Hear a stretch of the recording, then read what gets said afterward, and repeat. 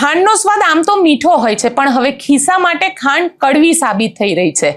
છેલ્લા લગભગ 20 દિવસની અંદર 40 થી 45 રૂપિયા કિલો મળતી ખાંડ હવે 65 થી 75 રૂપિયા કિલો મળવા લાગી છે. અને આ ખાંડનો સ્વાદ દિવાળી સુધીમાં વધારે કડવો થઈ જશે. એટલે કે લગભગ એવું કહેવામાં આવી રહ્યું છે કે ખાંડ અત્યારે ભલે 65 થી 75 રૂપિયા હોય, પણ દિવાળી સુધીમાં લગભગ 100 રૂપિયા કિલોની આજુબાજુ પહોંચવાનો છે. કેમ એનો ભાવ વધી રહ્યો છે, શું કારણ છે, અને ભારતીય જનતા પાર્ટીના નેતાઓના મોઢા કેમ ખાંડનું નામ આવતા જ સિવાય જાય છે, તેની વાત કરીશું આ વિડીયોની અંદર. સાથે સાથે ચર્ચા મારે એ પણ કરવી છે કે ગુજરાત યુનિવર્સિટીના વાઇસ ચાન્સેલર ઉપર કરોડોના ભ્રષ્ટાચારનો આરોપ લાગ્યો, અને આજે NSUI જે નકલી નોટ છે એ વાઇસ ચાન્સેલરના મોઢા ઉપર ઉડાડી છે. આ દ્રશ્ય પણ તમે એકવાર જોઈ લો, કારણ કે ખતરનાક રીતે હવે જે ભ્રષ્ટાચારના આરોપ થઈ રહ્યા છે યુનિવર્સિટીમાં, તેની ચર્ચા કરીશું. શું આરોપ લાગ્યા છે, આ બધાની ચર્ચા આ વિડીયોમાં કરીશું. નમસ્કાર, હું છું ગોપી ઘાંગર અને આપ જોઈ રહ્યા છો નિર્ભય ન્યૂઝ.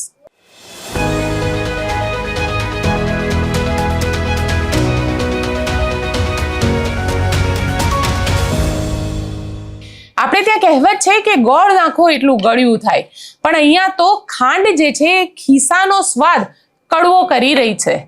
ખાંડ એટલા માટે ખિસ્સાનો સ્વાદ કડવો કરી રહી છે કારણ કે છેલ્લા 20 થી 25 દિવસની અંદર ખાંડના ભાવ જે છે તેની અંદર લગભગ 25 થી 30 રૂપિયા સુધીનો વધારો જોવા મળ્યો છે. જે ખાંડ પહેલા 40 થી 45 રૂપિયા કિલો મળી રહી હતી, તે જ ખાંડ હવે 65 થી લઈને 75 રૂપિયા કિલો સુધી પહોંચી ગઈ છે. કારણ કે એવું માનવામાં આવી રહ્યું છે કે ખાંડ જે છે એ ઇથેનોલમાં વપરાય છે. ઇથેનોલની વાત આવી એટલે તમને યાદ આવી ગયું હશે, અરે આ તો નીતિન ગડકરી પેટ્રોલ વાળું આપણે સાંભળ્યું હતું. હા, એ જ કારણ અત્યારે માનવામાં આવી રહ્યું છે, કારણ કે એવું માનવામાં આવી રહ્યું છે કે જે ખાંડ માટે શેરડી વપરાય છે, જે શેરડીથી ખાંડનું પ્રોડક્શન થતું હતું, ગોળ બનતો હતો, આ બધી જ વસ્તુમાં જે ખાંડના પ્રોડક્શન માટે વપરાતી શેરડી હવે ઇથેનોલના પ્રોડક્શનમાં વપરાય છે. તમને યાદ તો હશે કે ગાડીની અંદર પેટ્રોલની સાથે 20% ઇથેનોલ આવે.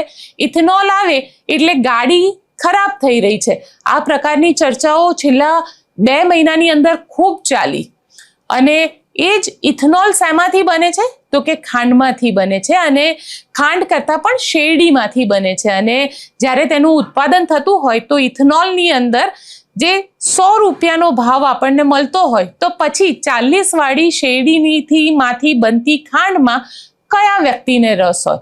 એટલે એવું કહેવાય રહ્યું છે કે દેશની અંદર મોટા ભાગનું જે પ્રોડક્શન થઈ રહ્યું છે શેરડીનું, તે હવે ઇથેનોલ કંપનીને આપી રહ્યા છે. અને તેના જ કારણે જે શેરડીનું ખાંડ બનાવતી જે શુગર ફેક્ટરીઓ હતી, ત્યાં આગળ શેરડીનું પ્રોડક્શન એટલે કે જે શેરડી પ્રોડક્ટ આવવી જોઈએ એટલી નથી આવી રહી, અને જેના કારણે જે ખાંડનું ઉત્પાદન છે તેના ઉપર અસર થઈ રહી છે, અને આ સીધી અસર એ સામાન્ય માણસના ખિસ્સા ઉપર પડી રહી છે. ગુજરાતની અંદર જો ભાવ જોવા જઈએ તો અત્યારની તારીખે અમદાવાદ શહેરની વાત કરું તો લગભગ 70 રૂપિયા કિલોની આજુબાજુ ખાંડ વેચાઈ રહી છે, અને થોકના ભાવમાં લેવા જાઓ તો લગભગ 55 રૂપિયા કિલોના ભાવે મને ખાંડ મળી રહી છે. પણ આ સીધી રીતે આનો જે અસર છે, એટલે મોંઘવારી ઉપર આની અસર હવે દેખાઈ રહી છે. મોંઘવારી ઉપર એટલા માટે આ અસર દેખાઈ રહી છે કે ખાંડ મોંઘી થવાના કારણે તમારા જન્માષ્ટમી હોય, ગણેશ ઉત્સવ હોય, નવરાત્રી હોય કે પછી આવનારી દિવાળી હોય, આ બધામાં જે મીઠાઈ અત્યાર સુધી 400, 450, 500 રૂપિયા કિલો હતી, આ મીઠાઈના ભાવ 600, 650, 700 રૂપિયા કિલો સુધી પહોંચશે. તેની સીધી અસર સામાન્ય માણસના ખિસ્સા ઉપર પડશે. જે ચા અત્યાર સુધી આપણે પીતા હતા, એટલે કેટલી ઉપર જઈએ અને એક અડધી કટિંગ ચા કહીએ તો એ અડધી કટિંગ ચા આપણને માત્ર 10 રૂપિયામાં મળતી હતી, તે કટિંગ ચા હવે 15 રૂપિયામાં મળશે, અને આખી ચાનો ભાવ હવે 30 રૂપિયા થઈ જશે. એટલે એ પણ સીધું 5 રૂપિયાનો વધારો જે સામાન્ય વ્યક્તિના ખિસ્સા ઉપર અહીંયા એની અસર જોવા મળશે. ખાંડની સાથે સાથે અન્ય વસ્તુઓ પણ મોંઘી થઈ રહી છે. ડુંગળી પણ અત્યારે રોવડાવી રહી છે. ડુંગળીના ભાવ પણ ઘણા વધી ગયા છે. લગભગ 70 થી 80% જેટલો ડુંગળીના ભાવમાં વધારો જોવા મળ્યો છે. જે 30 રૂપિયાની કિલો ડુંગળી હતી એ ડુંગળી અત્યારે 45 થી લઈને 50-55 રૂપિયા કિલો સુધી પહોંચી ગઈ છે. એટલે સીધી એની અસર જે છે એ સામાન્ય માણસના ખિસ્સા ઉપર થઈ રહી છે. એક ચર્ચા એવી પણ આવી રહી છે જે શેરડીના ઉત્પાદનને લઈને છે. જે વેપારીઓ છે, વેપારીઓનું એવું કહેવું છે કે ખેડૂતો દ્વારા આ વખતે પ્રોડક્શન ઓછું કરવામાં આવ્યું છે, કારણ કે ક્યાંક વરસાદની સમસ્યા સર્જાઈ હતી, ક્યાંક વધારે વરસાદ થઈ ગયો હતો, ક્યાંક વરસાદ થયો ન હતો અને મહારાષ્ટ્રમાં તેનું ઉત્પાદન ઘણું ઓછું રહ્યું આ વખતે અને તેના જ કારણે જે શુગર મિલની અંદર શેરડી પહોંચવી જોઈતી હતી તેટલી શેરડી પહોંચી ન શકી અને જેના કારણે જે ઉત્પાદન છે તેને અસર થઈ રહી છે. લગભગ છેલ્લા 10 વર્ષની અંદર આ પહેલી વાર એવું થયું છે કે આપણે બહારના દેશોમાંથી ખાંડની આયાત કરવી પડી છે. અત્યાર સુધી આપણે ખાંડ નિર્યાત કરતા હતા, એટલે એક્સપોર્ટ કરતા હતા. એ ખાંડ હવે આપણે ઇમ્પોર્ટ કરી રહ્યા છે, કારણ કે આપણા દેશની અંદર ખાંડનો જે જથ્થો હતો તે જથ્થો હવે એવું માનવામાં આવી રહ્યો છે કે ધીરે ધીરે ઓછો થઈ રહ્યો છે, જેના લીધે જે ફુગાવાનો રેટ છે, જે ડિમાન્ડ સપ્લાયનો જે નિયમ છે તેને અસર થઈ રહી છે અને ખાંડના ભાવ જે છે તે વધી રહ્યા છે. સામાન્ય વ્યક્તિનો પગાર હજી એટલો જ છે. એ તમારો પગાર હોય, મારો પગાર હોય કે કોઈની પણ કમાણી હોય, એની કમાણી એટલી ને એટલી રહી છે, પણ એના ખર્ચા જે છે એ ખર્ચા ડબલ થઈ ગયા છે. એટલે પેલું પિક્ચર હતું ને કે આમદની 8 ખર્ચા રૂપિયા, આ સ્થિતિ અત્યારે આપણે ત્યાં આ પ્રકારની સર્જાઈ છે. પણ ભારતીય જનતા પાર્ટીના નેતાને જ્યારે પણ ખાંડના ઉત્પાદન કે જ્યારે પણ કોઈ ભાવને લઈને સવાલ પૂછવામાં આવે તો તે લોકોને આમાં કોઈ જ રસ નથી. કારણ કે કદાચ ન પણ હોય રસ, એટલા માટે ન હોય કારણ કે અત્યારે જે રીતે ભાવ વધી રહ્યા છે, સામાન્ય માણસને આ મોંઘવારીની સીધી અસર થઈ રહી છે. એ ભારતીય જનતા પાર્ટીના નેતાને તેની સીધી અસર ન પણ થતી હોય, એટલે કદાચ એ લોકોને આ વિષય ઉપર બોલવું પણ યોગ્ય નથી લાગી રહ્યું. અને એટલે જે વેપારીઓ છે, અને એમાં પણ ખાસ કરીને સુરતના જે વેપારીઓ છે એ લોકો શું કહી રહ્યા છે તે સાંભળી લઈએ. किसानों के प्रोडक्शन की जो बात करें तो उनको जो खर्च आता है किसानों को 1 टन गन्ना बनाने के लिए, तो अभी जो हम उनको प्राइस जो दे रहे हैं मार्केट में, वो जितना खर्च कर रहे हैं उतना ही उनको मिल रहा है. उसमें उसको कुछ मुनाफा नहीं मिल रहा है, कहीं कहीं उसको नुकसान भी हो रहा है. क्योंकि बारिश कैसे गिर रही है, अतिवृष्टि हो रही है तो गन्ने का जो उत्पादन है वो कम हो जाएगा, तो उसको जो मिलना चाहिए उत्पादन वो नहीं मिलेगा, तो वो खोट भी कर सकता है. और फैक्ट्रियों की बात जो करें तो उसको भी उत्पादन खर्च अभी बढ़ रहा है, क्योंकि अब सब केमिकल की बात करें, सल्फर से लेकर सभी केमिकल की, और जो अपना हार्वेस्टिंग है, जो कटाई कर रहे हैं मजदूर, उसकी मजदूरी भी बढ़ रही है, ट्रांसपोर्टेशन भी बढ़ रहा है. तो वो हिसाब से ये जो खर्च बढ़ रहा है वो हिसाब से अभी जो मार्केट में चीनी का प्राइस बढ़ता है वो हिसाब से लोग देख रहे हैं कि प्राइस बहुत बढ़ गया, लेकिन इससे कुछ 1 महीना 2 महीने में बढ़ने से कुछ फायदा नहीं हो रहा है, क्योंकि गवर्नमेंट का कोटा सिस्टम चल रहा है. तो हर फैक्ट्री को जिसका जितना भी प्रोडक्शन है, किसी का 10 लाख का प्रोडक्शन है तो उसको 1 लाख का या 70,000 80,000 का उसको कोटा मिलेगा. तो 2 महीने में ज्यादा से ज्यादा वो कितना बिक पाएगा? वो 1.5 लाख टन 1.5 लाख क्विंटल तक वो बिक जाएगा. जिसका छोटा कोटा है वो 50,000 से 1 लाख क्विंटल बिकेगा उसका. तो उससे इतने प्राइस बढ़ने से उसको इतना ज्यादा कुछ मुनाफा या फायदा होने वाला नहीं है. ये प्राइस जो लंबा टिकता है तो कुछ फायदा मिलेगा. बाकी 36-37 में बिकने वाली चीनी जो हमारा पूरे साल जो ये अभी जो प्राइस चल रहा है 4600-4700 में जो चल रहा है, वो पूरा साल इतने रुपये में जाएगा, तभी किसानों को 2 पैसा ज्यादा मिल सकेगा और उसको जो अभी नुकसान हो रहा है वो नुकसानी से वो बाहर निकल पाएंगे. अभी हमारा आज तक जो चीनी 1 अप्रैल से हम बात करें, जो अपना हिसाबी ईयर जो है, तो यहाँ आज तक का जो चीनी का जो हमारा जो एवरेज है वो एवरेज 3800 रुपया है, और अभी जा रहा है चीनी 46-4700 में जा रहा है. तो वो हिसाब से आप देखने जाए तो 3800 का हमारा एवरेज हो तो बढ़ेगा, तो 2 महीना ऐसा ये प्राइस में जो जाएगा तो बढ़ेगा, तो हमारा 3800 से 3900 तक जाएगा, 39,100 तक जाएगा अपना. तो इससे ज्यादा कुछ 100 रुपया या 200 रुपये में ज्यादा उससे ज्यादा कुछ फायदा होने वाला नहीं है, क्योंकि ये पूरे साल की जितनी भी चीनी है वो चीनी का पूरा साल कितने रुपये में जाएगी वो हिसाब से किसानों को तो मिलता है। वो किसान को एक महीने में पूरा मेरे पास 2 लाख क्विंटल चीनी है, मैं एक ही महीने में ये प्राइस में बेच दूं ऐसा तो है नहीं। गवर्नमेंट ने तो कोटा सिस्टम बनाया है। मुझे 50,000 का कोटा मिले तो मैं कोटा 50,000 से ज्यादा बेच भी नहीं सकता हूँ।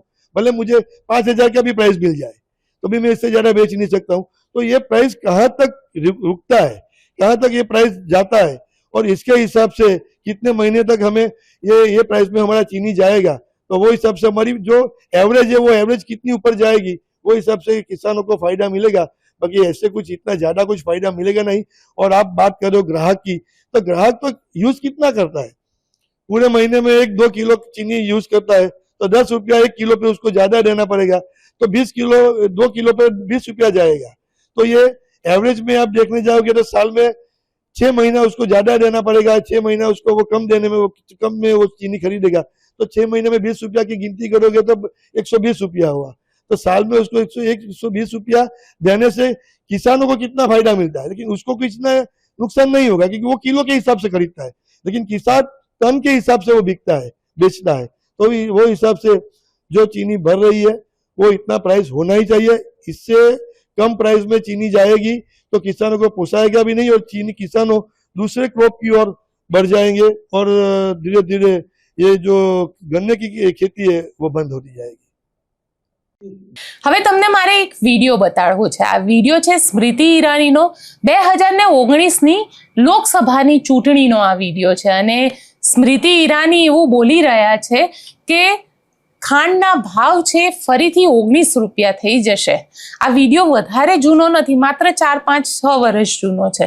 40 की मिल रही है। मोदी का संदेश है 6 तारीख को कमल का बटन दबाओ और 13 रुपए किलो में शक्कर खाओ।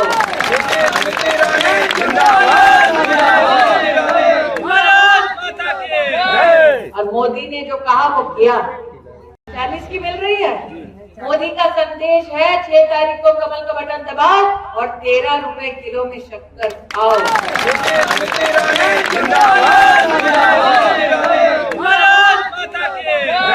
और मोदी ने जो कहा वो किया। અને સ્મૃતિ ઈરાની અહીંયા આગળ ખાંડના ભાવ ઘટાડવાની વાત કરી રહ્યા છે। એક મહિલા તરીકે બીજી મહિલા જે ઘર ચલાવી રહી છે એ મહિલાને એવું કહેવા માંગી રહી છે કે અમે તમારી પીડાને ખૂબ સારી રીતે સમજીએ છીએ। તો સ્મૃતિબેન, અત્યારે ખાંડના ભાવ વધી ગયા છે, તમે એ પીડાને સમજશો? કારણ કે જો જોવામાં આવે તો છેલ્લા 2014 હું વાત કરું, આમ તો 2011 વાત કરું છું, તો 2011 ખાંડના ભાવ જે હતા એ 38 રૂપિયા કિલો હતા, 2017 40 રૂપિયા કિલો થયા, 2022 45 રૂપિયા કિલો થયા, 2025 48 રૂપિયા કિલો થયા।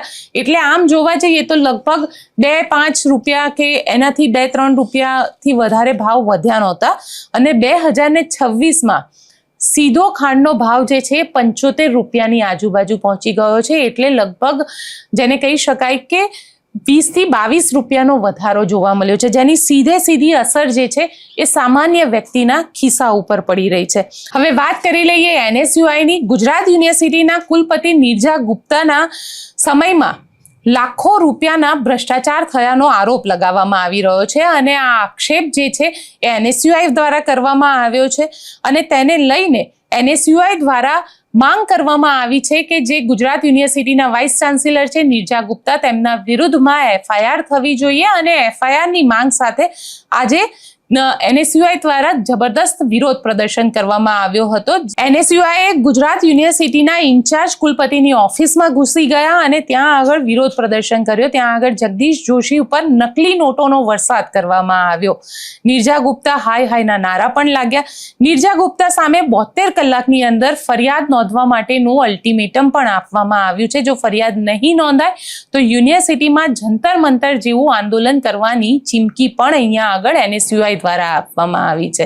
એટલે NSUIની માંગ છે કે તેમના વિરુદ્ધમાં FIR થવી જોઈએ, કારણ કે જે રીતે નીરજા ગુપ્તા ઉપર ભ્રષ્ટાચારના આરોપ લાગ્યા છે, NSUIએ 6 માંગણી મૂકી છે। એમાં પહેલી માંગણી એવી છે કે પૂર્વ ઉપકુલપતિ નીરજા ગુપ્તા સામે પોલીસ ફરિયાદ કરવામાં આવે, કૌભાંડમાં સંડોવાયેલા અન્ય લોકો સામે પણ ફરિયાદ કરવામાં આવે, નીરજા ગુપ્તાએ દીકરીના ખાતામાં પૈસા ટ્રાન્સફર કર્યા હોય તેની સામે ફરિયાદ કરવી જોઈએ, તપાસ માટે ઉચ્ચ સ્તરીય સ્વતંત્ર કમિટી રચવામાં આવે, ગેરકાયદેસર રીતે મળેલી રકમ વ્યાજ સહિત વસૂલ કરવામાં આવે અને 72 કલાકમાં આર્થિક ગુના નિવારણમાં શાખામાં ફરિયાદ કરવામાં આવે. જો ટોટલ ભ્રષ્ટાચારના આંકડાની વાત કરવામાં આવે તો આ ટોટલ ભ્રષ્ટાચારનો આંકડો જે છે એ 40 કરોડની આજુબાજુ માનવામાં આવે છે. ગુજરાત યુનિવર્સિટીમાં PMJVK હેઠળ જે અંદાજે ₹40 કરોડ જેની ગ્રાન્ટ આપવામાં આવી હતી, જે પૂર્વ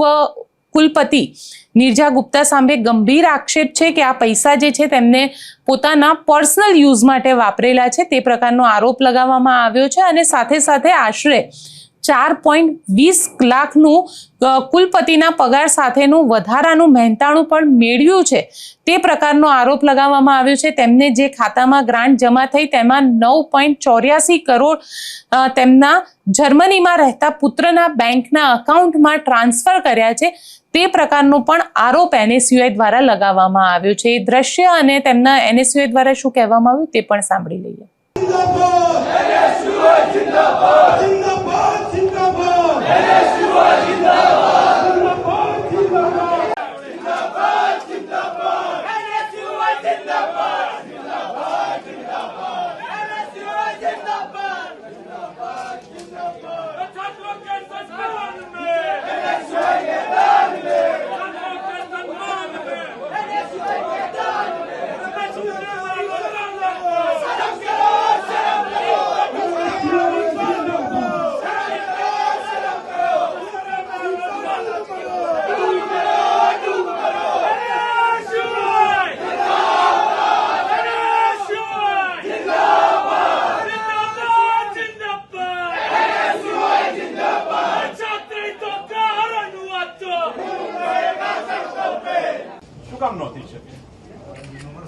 હું છેલ્લા 4 વર્ષમાં આવા ઘણા દાખલા બતાવી દઉં તમને કે બન્યું છે. શું કામ ન થઈ શકે અને કરો તો શું થાય? સામાન્ય રીતે શિક્ષણ વિદ્યાર્થીઓ અને શિક્ષણ આપવા માટે હોય. NSUI એટલે વિદ્યાર્થીઓનું સંગઠન છે સાહેબ. વિદ્યાર્થીઓનું સંગઠન છે, પણ શિક્ષણ કાર્ય કરવા માટે હોય તો મને લાગે આપી શકાય. બાકી તમે જેમ કહો છો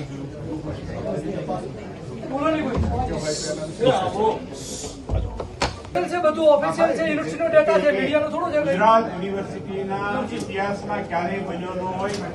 હું તો 2001માં સેનેટ મેમ્બર.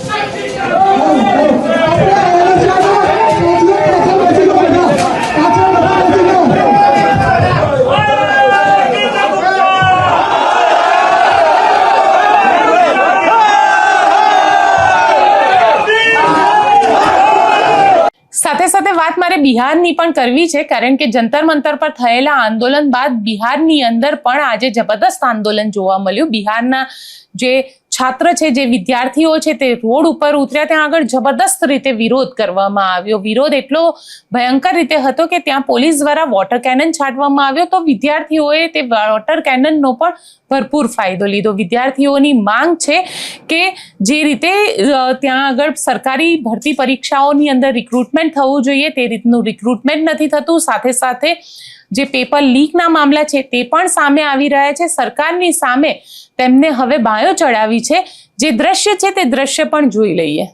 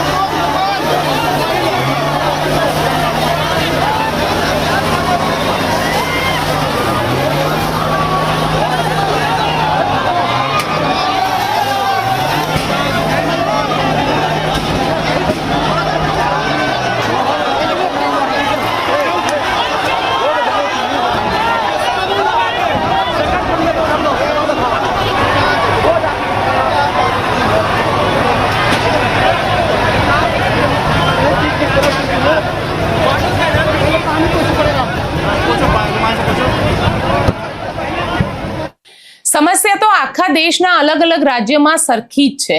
ક્યાંક વિદ્યાર્થીઓને પેપર લીક સતાવી રહ્યું છે, ક્યાંક વિદ્યાર્થીઓને સરકારી ભરતી પરીક્ષાઓની ચિંતા છે, અને સાથે સાથે ઘણી બધી જગ્યાએ વિદ્યાર્થીઓ પોતે રોજગારની તલાશમાં છે, પોતે બેરોજગાર છે અને સમસ્યાઓનો સામનો કરી રહ્યા છે.